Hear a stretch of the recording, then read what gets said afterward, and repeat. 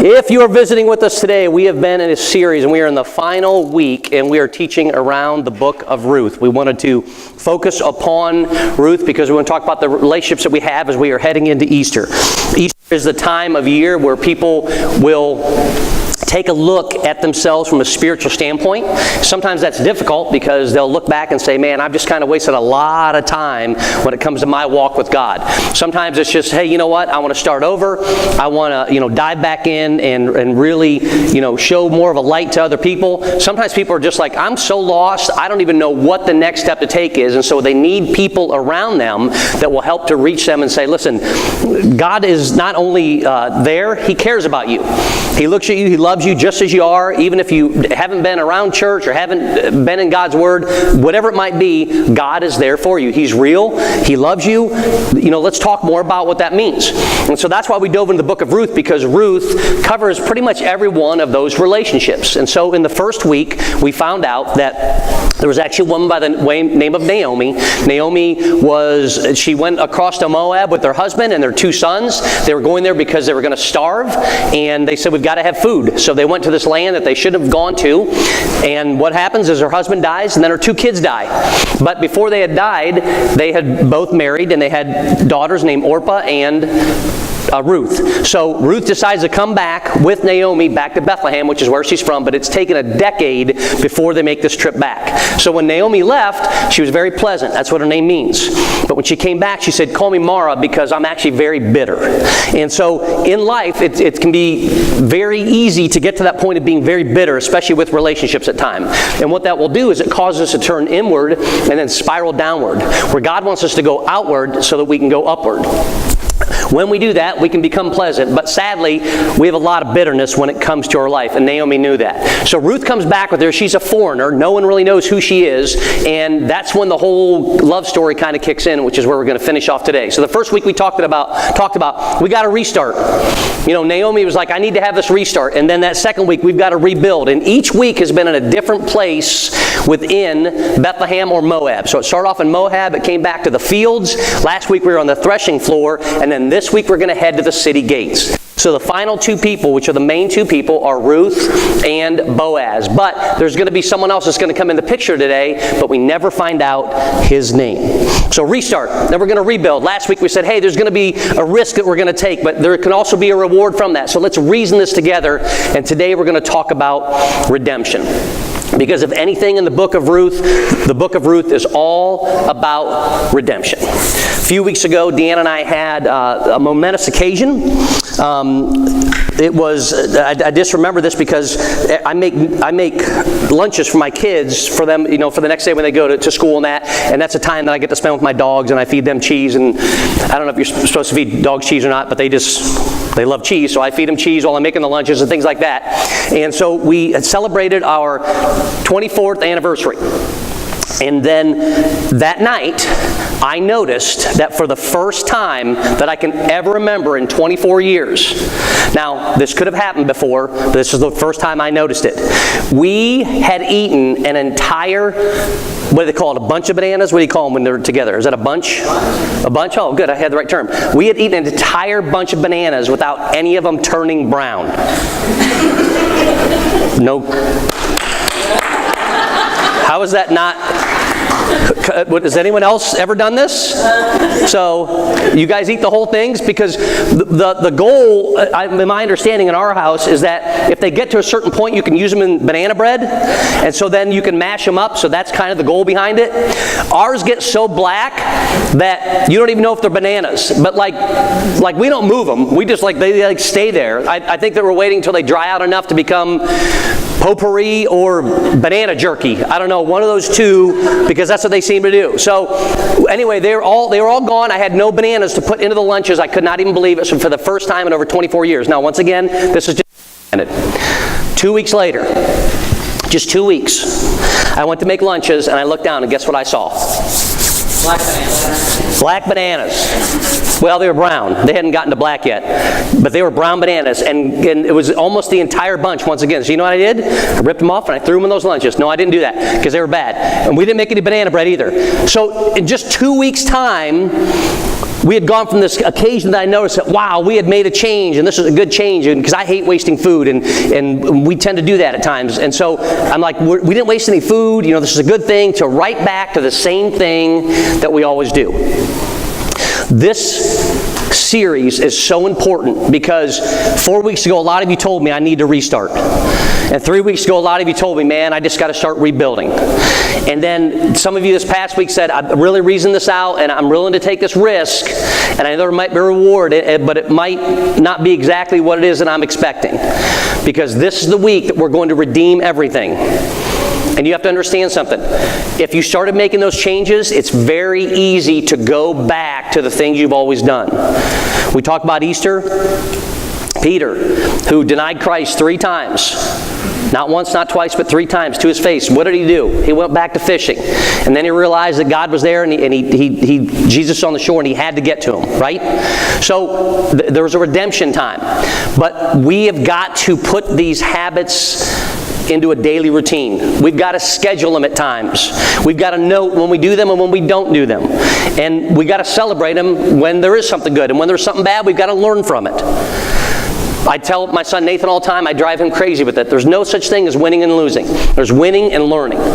So you've got to learn from this. So if you're someone who you're like, man, restarting 4 weeks ago, and then I did that rebuild thing, and I went right back to it, and now I got to restart again, now I got to rebuild, and man, I want to take this risk, I'm going to go back to restart. There is a redemption every time that you take a step toward God. Every time. You're going to restart daily. You know why? Because the day starts daily. You renew each day with your mind. You renew each day with your heart, but you start it with God, and you take Him all the way through that day. So watch for these moments as you're coming through, because God will show them to you if you look for them. Don't just pass them. Don't go by them, because you're going to have moments you're going to restart. You're going to have a new job that you didn't expect to have a year ago. You're going to move into a new house that you thought, man, there's just no possible way I'm staying where I'm at forever. You're going to have a child that's going to graduate, or a child that's going to move out.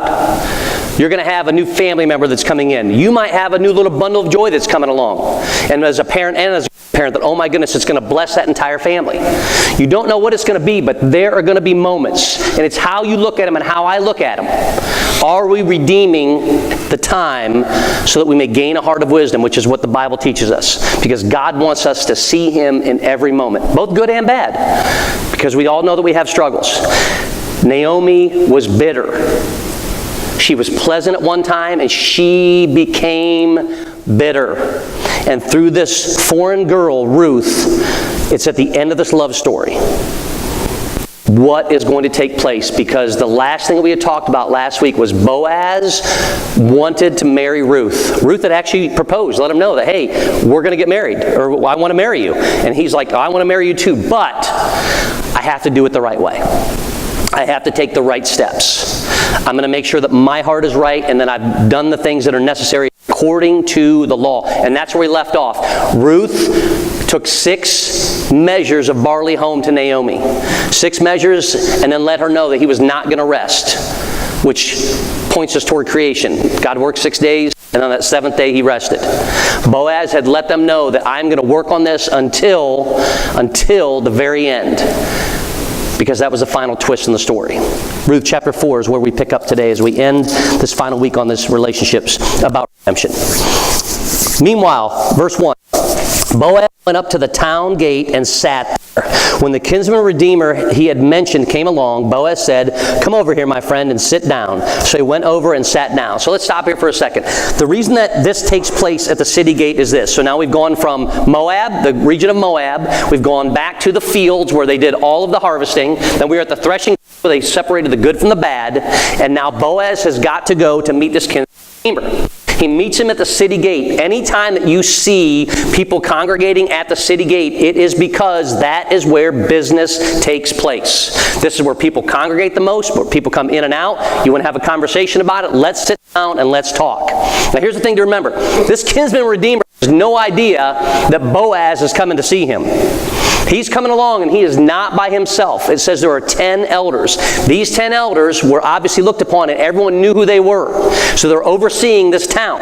So here they are at the city gate when all of a sudden, here's Boaz, and he points out to one of the 10 and says, hey, come on over here, my friend. Now we don't know how he's related, but if it's a kinsman, he's got to be an uncle, he could be a brother-in-law, he could be a cousin, he could be, we don't even know. We don't have any idea. But he doesn't introduce him, and he doesn't say, hey, Uncle Tom, come on over here. He doesn't say, hey, Cousin Nathan, come on over. He doesn't do any of that kind of stuff. He says, my friend. So it shows that there's some kind of closeness between these two. They know each other well enough that they can sit down and have a conversation. But this kinsman, this elder, has got to be going, something is definitely up. Come over here, my friend, and sit down. So he went over and sat down. Boaz took 10 of the elders of the town and said, sit here, and they did so. Then he said to the kinsman redeemer, so I'm not just going to talk with you on your own. I want to make sure that everybody around you knows this. So we need to watch and see how Boaz approached this. Boaz approached this with him of saying, I'm going to point out to the one, but the 10 of you are going to be together because every single one of you knows the law. Every single one of you knows exactly the steps the law teaches, and some of this stuff is going to seem weird to you today because this was the culture 3,000 years ago. It's just what it is. But this was a step that he was taking with each one of them so that they could all hear what was about to take place. He says, then he said to the kinsman redeemer, Naomi, who has come back from Moab, is selling the piece of land that belonged to our brother Elimelech. I thought I should bring the matter to your attention and suggest that you buy it in the presence of those seated here and in the presence of the elders of my people. So I'm going to make this suggestion to you. Just so you know, Naomi's back. She lost her husband. You being the kinsman redeemer, you have the right to redeem the land. The land that was lost to the family when they went to Moab, you have that right. Now, if you're just sitting there, all of a sudden you're like, well, this is great. Someone's giving me some land, right? I get a great field. Maybe there's a house on it. Someone left their boat. There's an airplane in the back. Who knows what? We can get all kinds of great stuff. It could be great farmland. It could have oil on it. Nobody knows. This guy's sitting there for a moment. He's got to be thinking, oh my goodness, I've got land that I didn't even know. I walked in. My family's here. They're here to let me know that I've got the deed to this land. But it gets more interesting. He says, I thought I should bring this matter to your attention and suggest that you buy it in the presence of those seated here and in the presence of the elders of my people. If you will redeem it, do so. Now at this point, he would do so. He just became richer. But if you will not, tell me, so I will know, for no one has the right to do it except you, and I am next in line. So we see the character of Boaz. It would have been very easy for him to just go ahead and take over this land because their business is in the city. This is where these guys do their business. He does his business out in the fields. He handles as a farmer. He handles by harvesting. His people could be out there and they could just say, hey, we just took a little extra plot of land this year. Well, how did they get that plot? People probably aren't going to ask that, especially since they're family. But he was going to do the right thing because it was the right thing to do. I will redeem it, he said. Then Boaz said, on the day you buy the land, because this guy's thinking, I'm getting rich, right? I've got this extra land. Boaz says, on the day you redeem the land from Naomi and from Ruth, the Moabitess, who the whole town knows, as we learned the last couple weeks, you acquire the dead man's widow in order to maintain the name of the dead with this property. So now all of a sudden everything changes.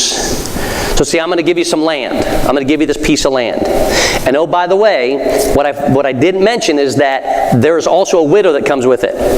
And with that widow, that means that you take her as your wife and you take care of any family she has. Now, he doesn't know that she doesn't have any family. He doesn't know anything about her. He just knows that this is the Moabitess, so this is a foreign woman, and she's yours. And so he's got to make a decision. So I'll stop here for a second. All you guys sitting out there, and you do not have to raise your hand. I'm Boaz. You ready for this? You get a piece of land today. And on top of it, you get an extra wife and all of the kids and everything else that comes with it. Remember, not a show of hands again. Who's signing up for that? Okay, ladies, your turn. No hands. Who wants to take on some foreign husband that you may not even speak the same language and have no idea how he treats you, is kind to you or not kind to you, whatever it might be? Who wants to take that on? Nobody wants to sign up for that deal. But when it was just the land, it sounded pretty good. Hey, I've got this place, I'm going to make extra money. All of a sudden, we start thinking about the money side of it. But when it gets to the relationships, all of a sudden, it changes everything. Every relationship, every married relationship comes down to two areas where they're going to struggle. And I tell this to every single young couple that I sit down with.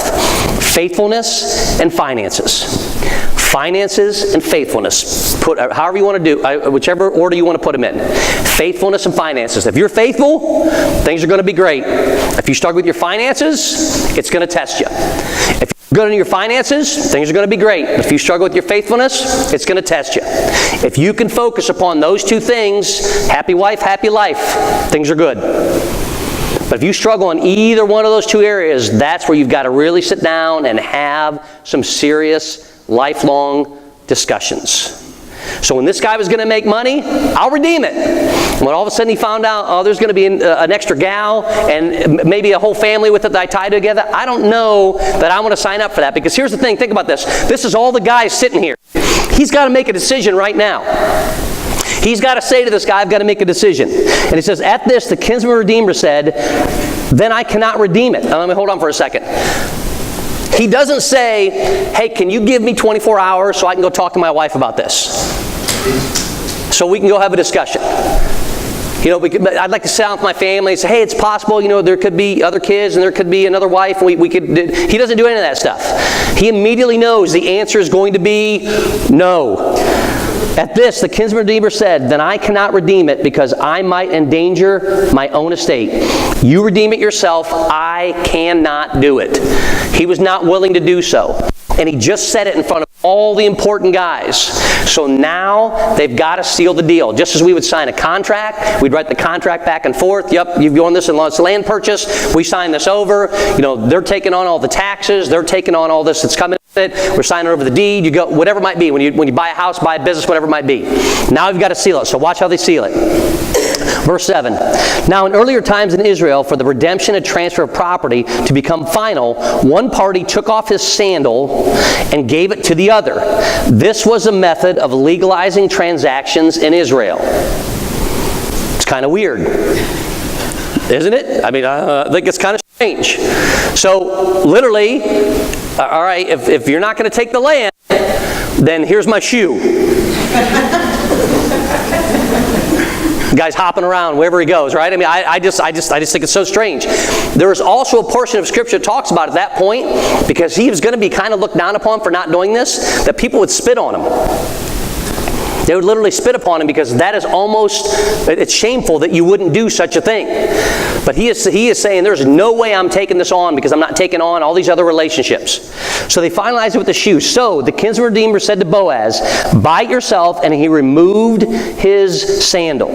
Verse 9, then Boaz announced to the elders and all the people, today you are witnesses. We didn't sign anything, but I got this guy's shoe. I don't know, it just seems so weird. I'm picturing Boaz with this guy's shoe, telling everyone, anyone comes here, I'll whack you in the head with a shoe. Here we go. Then Boaz announced to the elders and all the people, today you are witnesses that I have bought from Naomi all the property of Elimelech, Kilion, and Mahlon.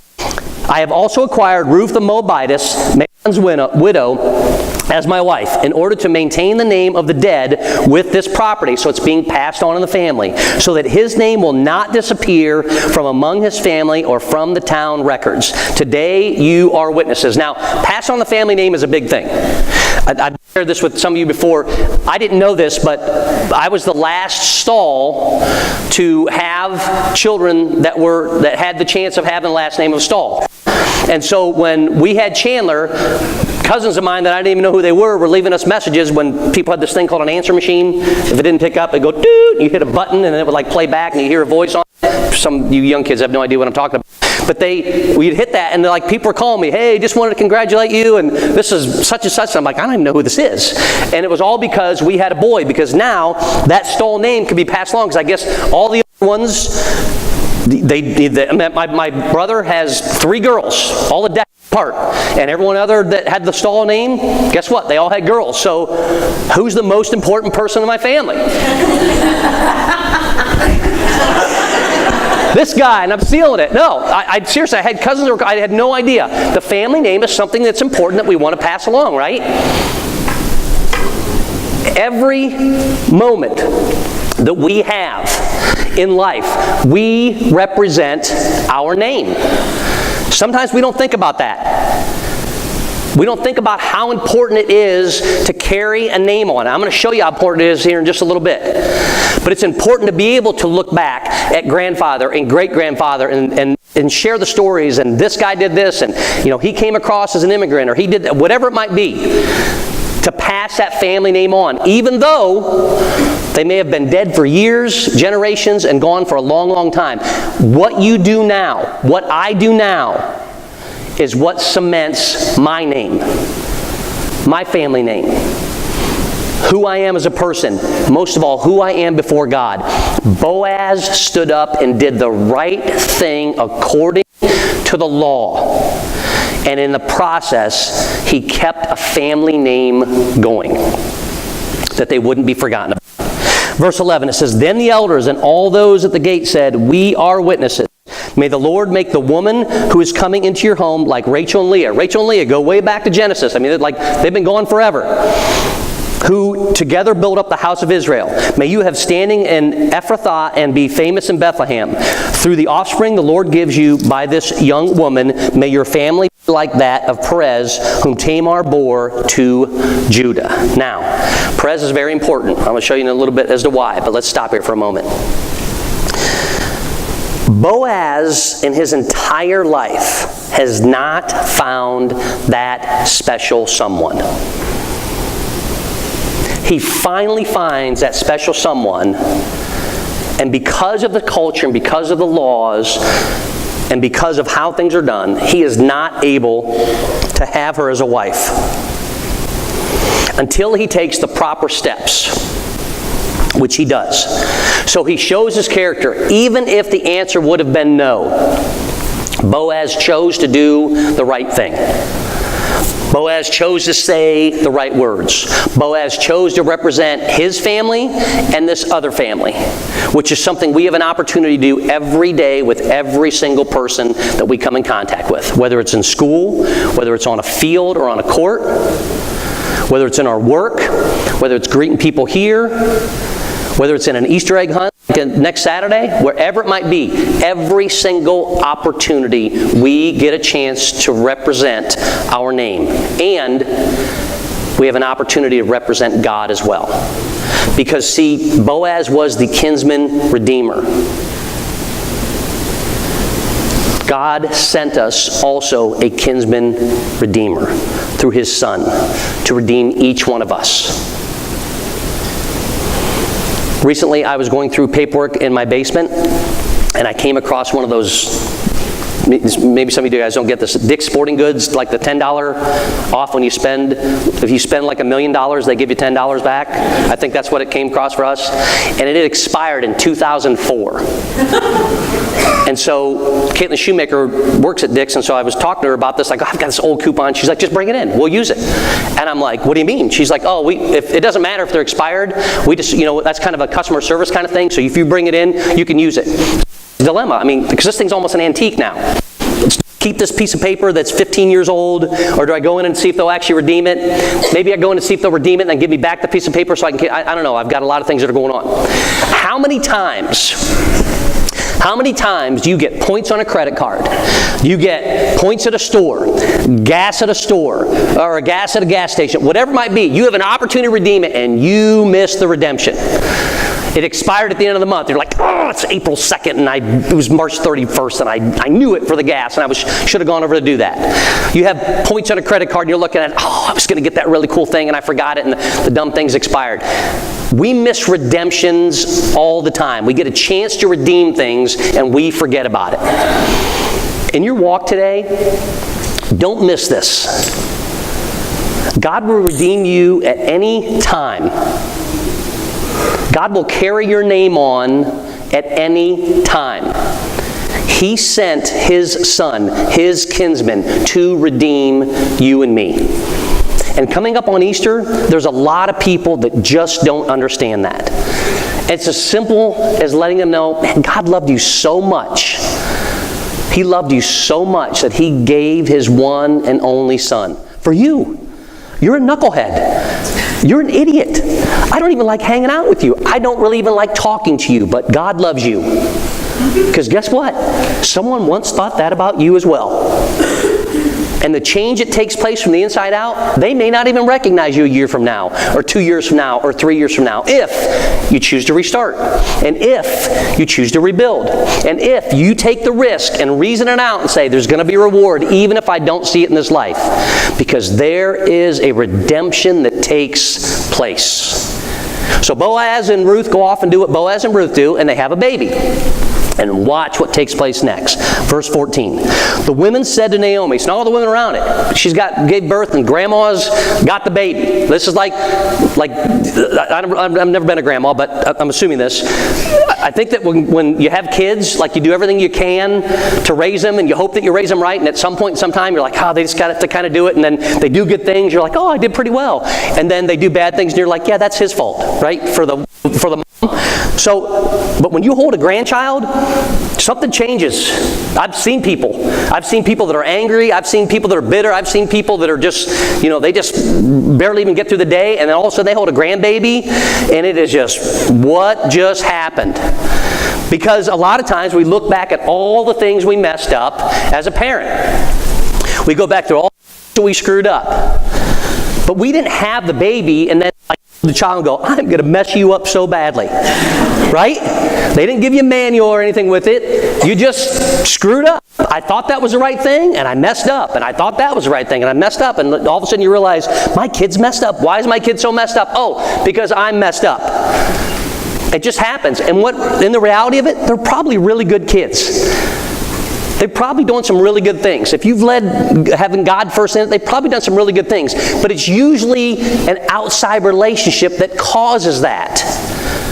And many times it causes it. You know why? Because that person isn't focused on God. That person isn't walking with God. And so the whole world sets in, and the next thing you know, oh my goodness, I raised them right, and why are they doing this? They're doing whatever the world would teach them to do. They aren't thinking about restarting and rebuilding. They aren't reasoning through the process. And they don't understand that there is a redemption that takes place that doesn't have an expiration date on it. So now here's Naomi, grandma, with the grandchild, holding the baby, swinging it back and forth. Guess who's there? All the women that greeted her when she came back to Bethlehem. And it says, the women said to Naomi, praise be to the Lord, who this day has not left you without a kinsman redeemer. Now, Naomi said when she came back, this pleasant woman, don't call me Naomi anymore. Call me Mara, because I'm bitter. But they called her Naomi, didn't they? Because she has this grandbaby now. And all of a sudden, she's not bitter anymore. She's better. May he become famous throughout Israel. He will renew your life and sustain you in your old age. For your daughter-in-law, who loves you and who is better to you than 7 sons, has given birth. Next verse. Then Naomi took the child, laid him in her lap, and cared for him. At one point, Naomi once again came back bitter. She had lost her husband, she had lost her kids, she pretty much lost her life. She didn't even want Ruth to come with her. She wanted Ruth to stay with her people. And yet Ruth said, I'm not leaving you. I'm staying with you no matter what, through thick and thin. And now she's holding this grandbaby, and she realizes, the one that I thought was a burden has brought me a blessing. The one that I thought was a burden has brought me a blessing. Right now, you may be dealing with burden after burden after burden. It could be finances. It could be family struggles. It could be, my kid's going to make the right decision. It could be, I don't know what the next answer is. Whatever it might be. God has an amazing way of turning those burdens into blessings. The struggle is we just don't know when. Continue to be like Boaz. Do the right things because it's the right thing to do. Continue to take the steps that God has taught you and see how He'll show up. The verses continue. It says this: Then Naomi took the child, laid him in her lap, and cared for him. The women living there said, Naomi has a son, and they named him Obed. He was the father of Jesse, the father of David. Now, we're going to go through all these names. I'm going to butcher every one of these names just so you know, but let's go through this. This then is the family line of Perez. Perez was the father of Hezron, Hezron the father of Ram, Ram the father of, that really long name with the A, Amminadab, the father of Nahshon, Nahshon the father of Salmon, Salmon the father of Boaz, Boaz the father of Obed, Obed the father of Jesse, and Jesse the father of David. You may have recognized a few of those names, but especially not those early ones. Perez was an illegitimate child. And because he was an illegitimate child, their family was not allowed anywhere near the tabernacle. In fact, Deuteronomy says for 10 generations, the family's not allowed into the tabernacle. The 10th generation was David. And so David was allowed to go into the tabernacle. It took 10 generations for this family to be redeemed. 10 generations. So David's grandfather would have been Jesse. Jesse's great-great-grandfather would have been Obed. Obed's great-great-grandfather would have been Boaz. Quick, name your great-great-great-grandfather. See, there's a picture that God has that only He can see. But when you have accepted Him, when you have allowed Him to take His Son, and you have taken Him as your kinsman redeemer, when you have taken, and I've redeemed those points, I've redeemed it in, I've said, yes, redeem me, I've restarted, I've rebuilt, I'm taking the risk, redeem me. When we take that step, we are part of that picture. Even if it's a generation or 2 or 3 or 4 down the road, before we even realize it. And guess what? We're gone by then. We're not even around. But it's what we do with this time that we have that makes a difference in this life, and the lives that we touch, and the lives that they touch, and in the lives that they touch. So see, in this love story, even though the book is called Ruth, if you notice, it said, now Naomi has a son. And it was actually Naomi has a grandson. I think maybe they should have called the book Naomi. The love story was around Ruth and Boaz. But Naomi directed according to what God teaches, and Boaz lived according to what God teaches. And Ruth just came along for the ride because she believed in those two people so much, and she believed in the faith that they had, that it changed her life and has changed every life since. Because had that not taken place, we don't go all the way to David. If we don't go through David, we don't get to Jesus. If we don't get to Jesus, we don't get to here. You're going to have friends that are struggling right now. We all are. It could be physical, it could be mental, it could be a loss, it could just be everyday struggles, it could be inner turmoil, something. God's telling you, listen, it's a big picture, and you're in it. Don't ever forget that. Restart with me every day. Rebuild with me every day. I'm worth the risk because I will redeem you. I will redeem you. Would you all bow your heads, please, with me, and we'll say a word of prayer as the praise team comes up. God, I thank you so much for this story. I thank you for someone like Boaz who has such character. It's an amazing story to me that all this took place, God, within 50 days. This whole book within 50 days. Some of us are struggling for 50 years. Some of us are going to struggle for the next 50 weeks, the next 50 months to really put our arms around this. That God, you love us so much, that you care about us so much, that you gave your Son for each one of us. Lord, thank you for redeeming us as believers. But God, if there's someone that's here today that doesn't know you, help them to know that if they'll take long enough, they'll just take the time to ask you into their heart, that they can be redeemed. Help them to know that when you sent your Son, that you sent it for this entire world, and that we're a part of that entire world. Help us to know that in this huge picture that only God can see, that only you can see, that we're a part of it. God, help us to live that before others every single day. We give you this time together. It's in your name that we pray. Amen. Would you all please stand?